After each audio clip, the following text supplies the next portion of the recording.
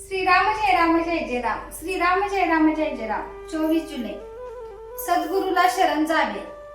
प्रत्येक जण पोटाला खायला मिळावे म्हणून खटपट करीत असतो, परंतु आपल्या इच्छेप्रमाणे आपल्याला मिळते का?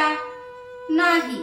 म्हणून सांगायचे कारण असे की जर आपण विषयाकरता इतके झटतो तर देवाच्या प्राप्ती करता श्रम करायला नकोत का? संत सांगतात तो मार्ग चोखाळून पहावा। एकदा ठाम विचार करून आपण ज्याला गुरु कल्पिला तो सांगेल तेच साधन मानावे। गुरु देहातच असावा हे मानणे चूक आहे। गुरु हे देहात कधीच नसतात। गुरु प्रत्यक्ष देवच आहे अशी भावना ठेवून वागले पाहिजे। अशी भावना ठेवून वागले म्हणजे गुरु कसाही असला तरी तिथे प्रत्यक्ष देवाला येणे भाग पडते। गुरु सांगेल तसे आपण नेहमी साधन करीत राहावे। तसे साधन करीत राहिलो म्हणजे आपल्याला देवाची प्राप्ती होते। गुरु नामाशिवाय दुसरे काय सांगणार? त्यातच आपण सदा राहावे। जो खरा साधनात राहतो त्याला ह्या सर्व गोष्टी आपोआपच साधत असतात। म्हणून आपण गुरुला अनन्य शरण जाऊन तो सर्व करतो आहे हे मानून जे होईल त्यात आनंद मानित जावा। भगवंताबद्दल जिज्ञासा उत्पन्न होणे ही खरी भाग्याची गोष्ट आहे। असा जिज्ञासू शिष्य भेटला तर गुरुला देखील आपले स्वतःचे सार्थक झाले असे वाटते। श्री रामचंद्राची जिज्ञासू अवस्था पाहून वसिष्ठांना फार आनंद वाटला आणि ते साहजिकच आहे। संतांनी एकच देव, एकच साधन आणि एकच गुरु मानला।